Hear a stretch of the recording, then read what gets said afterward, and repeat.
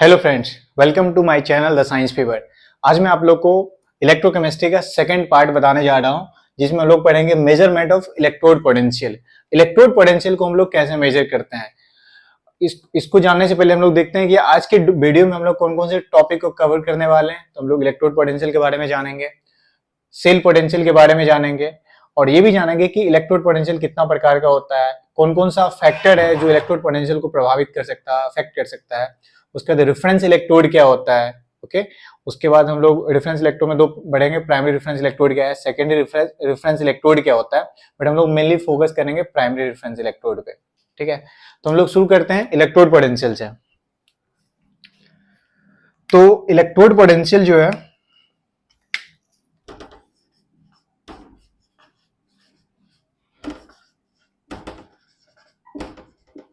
Electrode potential आपको दो प्रकार का होता है। एक ऑक्सीडेशन पोटेंशियल होता है और एक रिडक्शन पोटेंशियल होता है। इससे पहले मैं आपको बताया था जो इलेक्ट्रोड होता है दो प्रकार का होता था। इलेक्ट्रोड कितना प्रकार का होता था? दो प्रकार, एक एनोड था और एक कैथोड था। एनोड पे क्या होता था? ऑक्सीडेशन होता था और कैथोड पे रिडक्शन होता था, ठीक है। और कोई भी अगर इलेक्ट्रोड होता था, मान लो कोई भी इलेक्ट्रोड है, यहाँ पे कोई भी यहाँ पे इलेक्ट्रोड है और यहाँ पे क्या करते थे, इसका हम लोग इलेक्ट्रोलाइटिक सॉल्यूशन यूज करते थे। जैसे मान लेते हैं कि यहाँ पे अगर ये जिंक इलेक्ट्रोड लेंगे तो इलेक्ट्रोलाइटिक सॉल्यूशन में जो सॉल्ट यूज करेंगे इसी का सॉल्ट होगा, जैसे जिंक सल्फेट सॉल्ट है। तो इस सॉल्ट और इलेक्ट्रोड के बीच का जो ये इंटरफेस है ना, मतलब इस इलेक्ट्रोड में, इलेक्ट्रोड और इसका जो सॉल्यूशन है, इसके बीच का जो पोटेंशियल होता है उसी को हम लोग क्या बोलते हैं? इलेक्ट्रोड पोटेंशियल बोलते हैं। तो यहाँ पे क्या होगा, यहाँ पे जो भी पोटेंशियल होगा क्या होगा? इलेक्ट्रोड पोटेंशियल होगा जिंक का, इलेक्ट्रोड पोटेंशियल होगा जिंक का, ठीक है। चलो, अगर हम एनोड की बात करते हैं तो एनोड पे क्या होता है? ऑक्सीडेशन होता है। तो वहां पे जो इलेक्ट्रोड पोटेंशियल होगा उसको हम लोग बोल देंगे ऑक्सीडेशन पोटेंशियल। और चूंकि अगर कैथोड पे क्या होता है? रिडक्शन होता है। तो वहां पे जो हम लोग इलेक्ट्रोड पोटेंशियल मेजर करेंगे that will be the reduction potential, okay. तो हम लोग ऑक्सीडेशन पोटेंशियल की बात करते हैं।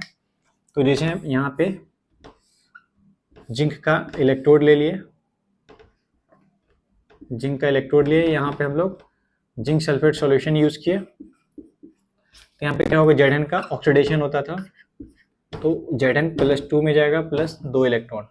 ऑक्सीडेशन क्या होता है? Oxidation, loss of electron is called oxidation. यहाँ पे तो ये ऑक्सीडेशन है। तो यहाँ पे जो इलेक्ट्रोड और इसके सॉल्ट सॉल्यूशन के बीच में जो पोटेंशियल होगा that will the electrode potential, उसको हम लोग ऑक्सीडेशन पोटेंशियल बोलेंगे। तो यहाँ पे जिंक का ऑक्सीडेशन पोटेंशियल आएगा। वही अगर स्टैंडर्ड कंडीशन हो, स्टैंडर्ड कंडीशन का मतलब होता है कि अगर इसका 1 मोलर मतलब यूनिटी कंसंट्रेशन होता है, जैसे 1 मोलर कंसंट्रेशन है 1 बार प्रेशर पे और 298 केल्विन टेम्परेचर, 298 केल्विन टेम्परेचर पे, ये अगर कंडीशन हो, इसको हम बोलेंगे this is the standard condition, है ना। अगर स्टैंडर्ड कंडीशन हो, ये सारा कंडीशन को सेटिस्फाई करते हैं, तो यही ऑक्सीडेशन पोटेंशियल यहाँ पे जो आएगा उसको हम लोग क्या बोल देंगे? स्टैंडर्ड ऑक्सीडेशन पोटेंशियल बोल देंगे। Standard oxidation potential for zinc, oxidation potential for zinc, इसको हम ऐसे रिप्रेजेंट करेंगे। और जिंक का ऑक्सीडेशन हुआ था, तो जिंक का ऑक्सीडेशन हुआ, सॉलिड स्टेट में था, जिसका ऑक्सीडेशन Zn+2 में कन्वर्ट हो गया। तो यहाँ पे जो पोटेंशियल आएगा that will be the standard oxidation potential, okay. इसी तरीके से रिडक्शन पोटेंशियल का हम लोग देख लेते हैं।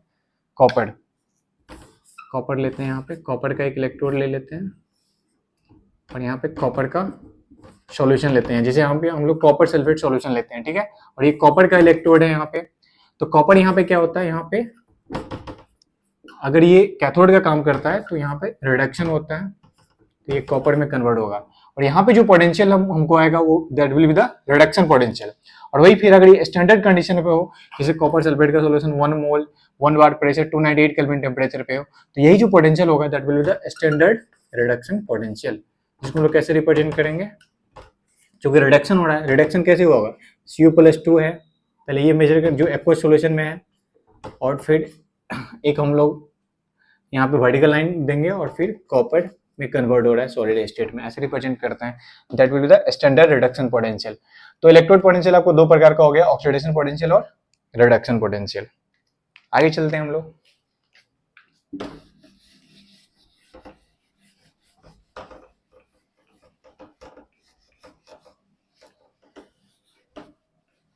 अब हम लोग जानेंगे इलेक्ट्रोड पोटेंशियल जो है कौन कौन सा फैक्टर है जो इलेक्ट्रोड पोटेंशियल को अफेक्ट कर सकता है। तो इलेक्ट्रोड पोटेंशियल क्या क्या चीज पे डिपेंड करेगा। तो सबसे पहला चीज है कि कंसंट्रेशन ऑफ सॉल्ट, है ना, कंसंट्रेशन ऑफ इलेक्ट्रोलाइट पे डिपेंड करेगा कि इलेक्ट्रोलाइट का कंसंट्रेशन कितना है। दूसरा है नेचर ऑफ मेटल पे भी डिपेंड करेगा, नेचर ऑफ मेटल, मतलब इलेक्ट्रोड आप जिंक का लियो कि आयरन का लियो कि एल्युमिनियम का लियो, है ना, सबका अपना अपना क्या होगा, स्टैंडर्ड ऑक्सीडेशन पोटेंशियल अलग अलग होगा। इसी तरीका से आपको ये प्रेशर और टेम्परेचर पे भी डिपेंड करता है, प्रेशर और टेम्परेचर पे डिपेंड करता है, ठीक है। हमेशा याद रखना जो स्टैंडर्ड कंडीशन हम लोग लेते हैं, अगर यूनिटी कंसंट्रेशन हो, 1 बार प्रेशर हो और 298 केल्विन टेम्परेचर, इस कंडीशन पे अगर आप इलेक्ट्रोड पोटेंशियल को मेजर कर रहे हो तो उसको हम लोग बोलते हैं स्टैंडर्ड इलेक्ट्रोड पोटेंशियल बोलते हैं, ठीक है। और हम एनोड का लेते हैं तो चूंकि एनोड पे ऑक्सीडेशन हो रहा है तो वहां पे जो पोटेंशियल होगा that will be the standard oxidation potential, और जो कैथोड होता है वहां पे रिडक्शन होता है तो वहां पे जो इलेक्ट्रोड पोटेंशियल होगा that will be the standard reduction potential, SRP.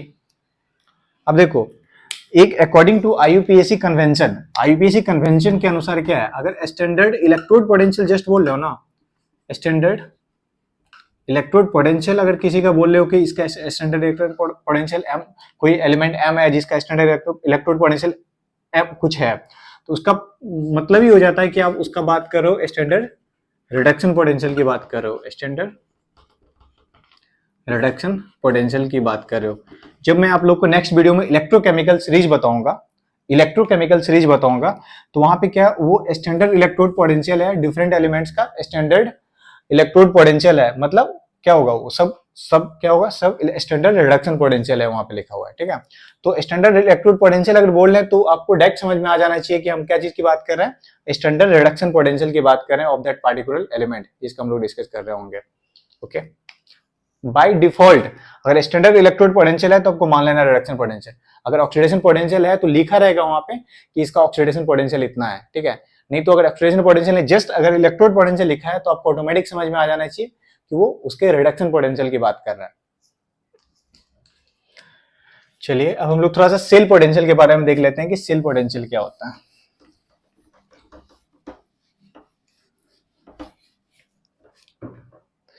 तो हम फिर से एक एग्जांपल लेते हैं, डेनियल सेल का एग्जांपल लेते थे। डेनियल सेल में क्या किए थे, हम दो बीकर का यूज किए थे,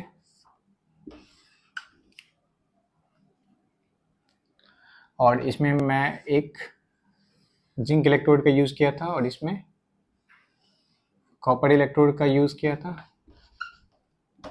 देखिएगा जिंक का इलेक्ट्रोड है तो यहाँ पे उसी का क्या होगा, सॉल्ट होगा,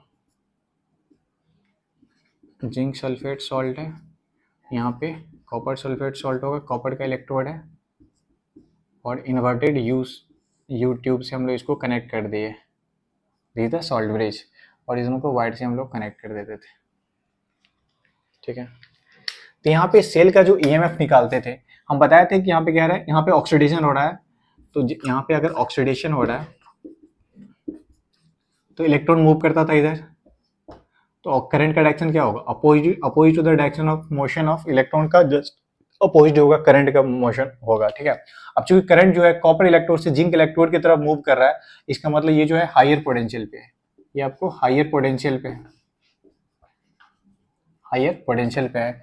तो अब जो ईएमएफ ऑफ द सेल निकालते हैं यहाँ पे, सेल का ईएमएफ कितना होगा, तो अगर सेल का जो ईएमएफ होगा आपको ई सेल, हमेशा मेजर करते हैं हम लोग ई कैथोड माइनस ई एनोड से, मतलब हम इलेक्ट्रोड पोटेंशियल लेते हैं कैथोड का और इलेक्ट्रोड पोटेंशियल लेते हैं एनोड का लेते हैं, और ये आपको ई सेल आता है। तो अगर ये स्टैंडर्ड कंडीशन में होगा तो आपको क्या लगेगा, तो cell potential at standard condition is equal to क्या होगा, कैथोड का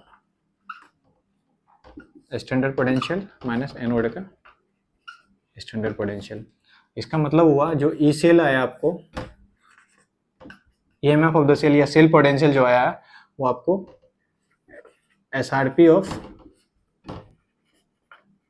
cathode minus SRP of anode होता है। अब देखो, अब आप लोग बोलोगे भाई एनोड पे तो ऑक्सीडेशन होता है, तो वहां पे ऑक्सीडेशन पोटेंशियल लिखना चाहिए, लेकिन ये जो आपको हमेशा जो ई सेल निकालते हैं दोनों का हम रिडक्शन पोटेंशियल को माइनस करते हैं। अब यहाँ पे जो पोटेंशियल होगा वो तो ऑफकोर्स स्टैंडर्ड ऑक्सीडेशन पोटेंशियल होगा, क्योंकि यहाँ पे ऑक्सीडेशन और स्टैंडर्ड ऑक्सीडेशन पोटेंशियल होगा। तो स्टैंडर्ड ऑक्सीडेशन पोटेंशियल को आप क्या करोगे, आप कन्वर्ट कर दोगे स्टैंडर्ड रिडक्शन पोटेंशियल में। एक रिलेशन है, जो स्टैंडर्ड ऑक्सीडेशन पोटेंशियल होता है that is negative of standard reduction potential. तो अगर जो एसओपी आया तो उसका एसओपी अगर आ गया तो एसआरपी आप निकाल सकते हो। तो यहाँ पे जो फॉर्मूला में बैठाना है आपको, अगर सेल पोटेंशियल निकालते समय, वो हमेशा एसआरपी लेना है कैथोड का, फिर एसआरपी लेना है एनोड का। अब देखो इसी फॉर्मूला को आप डिफरेंट डिफरेंट तरीका से लिख सकते हो। जैसे ई सेल को हमको लिखना है एसओपी के रूप में, ये एसआरपी के रूप में लिखना है, तो एसओपी के रूप में लिखना है, तो कैसे करोगे आप? तो यहाँ पे एसआरपी ऑफ कैथोड, तो एसआरपी ऑफ कैथोड है तो कैथोड का एसओपी कितना हो जाएगा? तो एसआरपी बराबर क्या लिखेंगे? माइनस एसओपी हो जाएगा। एसआरपी बराबर क्या हो जाएगा? Minus SOP. तो माइनस एसओपी ऑफ कैथोड और माइनस यहाँ पे क्या करोगे? Minus SOP of anode. यहाँ पे आपको क्या आ गया? SOP of anode minus minus minus plus हो गया ना, ये माइनस हो गया, एसओपी ऑफ कैथोड हो गया। ठीक है, तो फॉर्मूला तो आप बहुत सारा बना सकते हो, ठीक है, बट मैंने ये याद रखना, अगर सेल पोटेंशियल निकाल रहे हो तो सेल पोटेंशियल क्या होता है? एसआरपी ऑफ कैथोड लेते हो माइनस एसआरपी ऑफ एनोड, हमेशा SRP of cathode minus SRP of anode, इसे आपको सेल पोटेंशियल आ जाएगा। ठीक है, चलिए अब हम लोग थोड़ा सा रेफरेंस इलेक्ट्रोड के बारे में देख लेते हैं कि रेफरेंस इलेक्ट्रोड क्या होता है।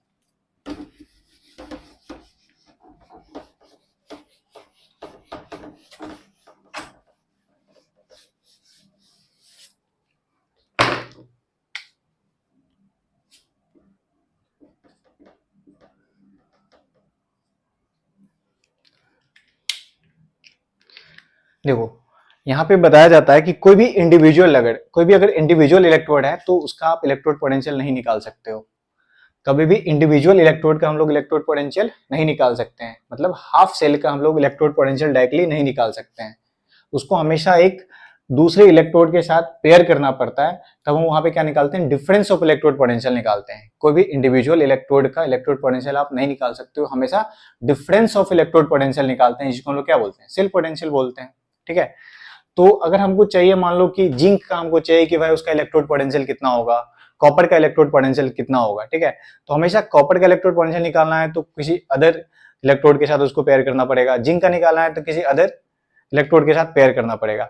तो हम जिसके साथ हमेशा हम कपल करते हैं ना, उसको हम एज ए रेफरेंस यूज करते हैं, इसमें जो मोस्ट कॉमनली जो रेफरेंस इलेक्ट्रोड का यूज किया जाता है वो हाइड्रोजन इलेक्ट्रोड का यूज किया जाता है। अब यहाँ पे भी एक क्वेश्चन है, हाइड्रोजन क्या होता है? गैस होता है, और हम देख रहे हैं इलेक्ट्रोड जो होता है यूजुअली क्या है? सॉलिड है ना, सॉलिड मटेरियल होता है इलेक्ट्रोड जो भी यूज करते हैं। तो हाइड्रोजन गैस का कैसे यूज कर सकते हैं हम लोग इलेक्ट्रोड के रूप में? तो हम लोग हाइड्रोजन गैस का यूज करते हैं, बट उसके साथ हम एक इनर्ट इलेक्ट्रोड का यूज करते हैं, लाइक प्लेटिनम यूज कर सकते हो, गोल्ड यूज कर सकते हो, है ना। तो प्लेटिनम क्या होता है? प्लेटिनम के सरफेस पे, है ना, हाइड्रोजन गैस वहां पे जाके क्या रहता है? एब्जॉर्ब रहता है, वहीं पे उसका ऑक्सीडेशन या रिडक्शन होते रहता है। ठीक है, तो हम प्लेटिनम एक इनर्ट इलेक्ट्रोड का यूज करते हैं, जिसका कोई पार्टिसिपेशन नहीं है केमिकल रिएक्शन में, बस उसके वो एक सरफेस प्रोवाइड करता है ताकि उसके सरफेस पे ऑक्सीडेशन या रिडक्शन हाइड्रोजन गैस का हो सके। इस तरीके से हम लोग हाइड्रोजन इलेक्ट्रोड का यूज करते हैं एज ए रेफरेंस। तो ये क्या होता है?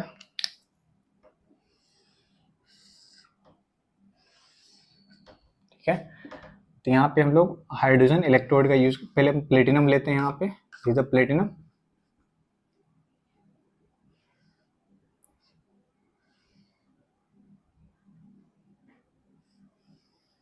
ठीक है, और यहाँ से हम लोग हाइड्रोजन गैस हम लोग पास करवाते हैं 1 बार प्रेशर पे। यहाँ से हम लोग कंटिन्यूस गैस को सप्लाई करते रहते हैं, और यहाँ पे इलेक्ट्रोलाइटिक सॉल्यूशन लेते हैं, एसिडिक सॉल्यूशन होता है जिसमें H+ आयन होता है, और इसका कंसंट्रेशन लगभग 1 मोलर कंसंट्रेशन लेते हैं इसका। ठीक है, तो देखो, तो ये हाइड्रोजन इलेक्ट्रोड का काम करता है। अगर हाइड्रोजन इलेक्ट्रोड अगर एनोड की तरह काम करे तो क्या होगा? एनोड पे क्या होता है? ऑक्सीडेशन होता है। अगर हाइड्रोजन इलेक्ट्रोड एनोड की तरह काम करे तो हाइड्रोजन गैस जो है ऑक्सीडेशन होगा, मतलब लॉस ऑफ इलेक्ट्रॉन होगा, इस तरीके से काम करेगा।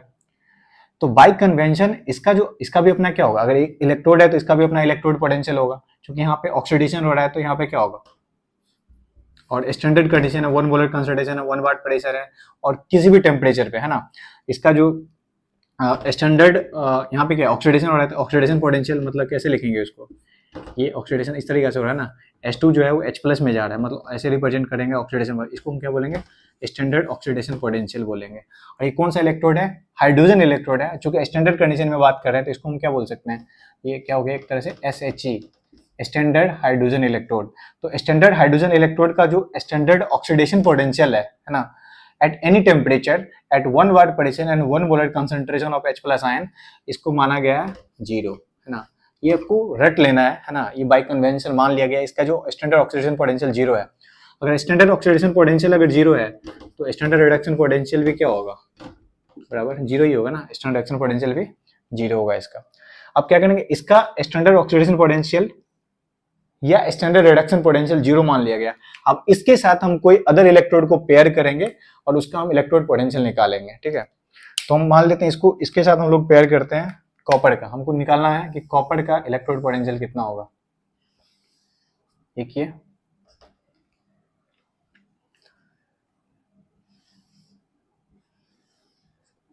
ये कॉपर है, यहाँ पे कॉपर सल्फेट सॉल्यूशन यूज किया है और इस दोनों को एक वायर से कनेक्ट कर दिए हम, ठीक है। तो अब ये जो एक क्या बन गया, एक कंप्लीट सेल बन गया, ये पहले क्या था, हाफ सेल है, ये पूरा हाफ सेल है, अब दोनों को कनेक्ट कर दिए, यहाँ पे एक सॉल्ट ब्रिज का यूज करो, ये तो सर्किट कंप्लीट नहीं होगा, सॉल्ट ब्रिज को कंप्लीट कर दिया यहाँ पे।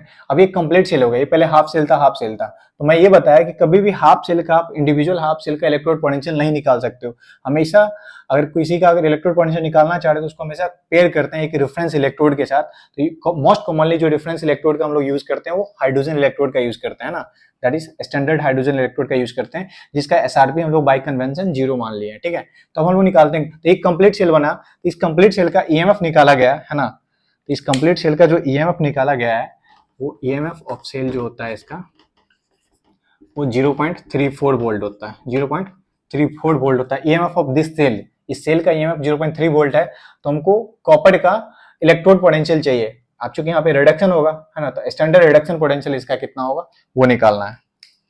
चलो, तो यहाँ पे कॉपर जो है चूंकि ये एनोड का काम कर रहा है तो ये कैथोड का काम करेगा, तो यहाँ पे जो है Cu+2 2 इलेक्ट्रॉन को गेन करेगा, है ना, और Cu के कॉपर के रूप में जाके यहाँ पे डिपॉजिट हो जाएगा। चलो, तो हम लोग ई सेल निकालते हैं। ई सेल का फॉर्मूला मेरे पास क्या है, जो ई स्टैंडर्ड सेल होता है वो आपको ई स्टैंडर्ड कैथोड मतलब SRP of cathode minus SRP of anode होता है। तो एनोड का एसआरपी कितना है, 0 है। तो यहाँ पे जो ई सेल आया, यहाँ पे जो ईएमएफ दो सेल है वही ना आ गया जी, एसआरपी ऑफ कैथोड, है ना। तो एसआरपी ऑफ कैथोड कितना आ गया, जो ईएमएफ ऑफ द सेल था, मतलब ये 0.34 वोल्ट हो गया। इसका मतलब क्या हुआ, इसका मतलब जो रिडक्शन पोटेंशियल या स्टैंडर्ड रिडक्शन पोटेंशियल ऑफ यहाँ पे Cu+2 जो है, Cu+2 कहाँ पे जा रहा है, कॉपर में कन्वर्ट हो रहा है, चूंकि रिडक्शन हो रहा है ना यहाँ पे, ये जो है आपको एसआरपी हो गया इसका जो 0.34 वोल्ट आया, है ना, निकाल लिया इस तरीके से। बट इसका इंडिविजुअल हम लोग रिडक्शन पोटेंशियल नहीं निकाल सकते थे, हमेशा इसको कपल करके कोई, है ना, रेफरेंस के साथ कपल करके हम लोग उसका रिडक्शन पोटेंशियल निकालते हैं, है ना।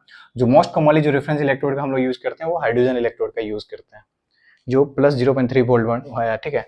अब यहाँ से थोड़ा सा हम लोग कुछ देखते हैं, यहाँ देखो, यहाँ पे इसका प्लस 0.34 वोल्ट है। अब ये हाइड्रोजन जो है, हाइड्रोजन कन्वर्ट हो रहा है 2H+ में, इसका एसआरपी कितना है आपको 0 वोल्ट है, और इसका एसआरपी कितना है आपको 0.3 वोल्ट है। मतलब Cu+2 जो है कॉपर में कन्वर्ट हो रहा है, तो इसका एसआरपी आपको 0.3 वोल्ट आया।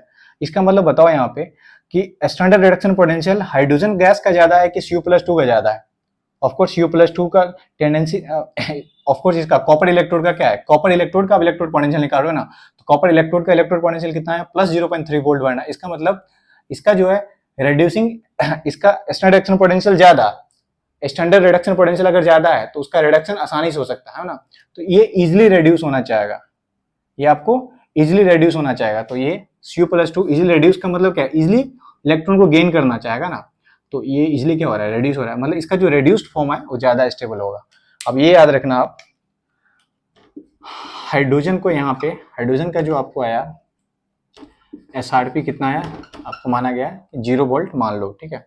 और यहाँ पे आपको कॉपर का जो आया है, ये जो Cu+2 + 2 इलेक्ट्रॉन में कन्वर्ट होकर कॉपर में कन्वर्ट हो रहा है, इसका जो कॉपर इलेक्ट्रोड का जो SRP आया है यहाँ पे वो आपको +0.34 वोल्ट आया, जो कि हाइड्रोजन के SRP से ज़्यादा है।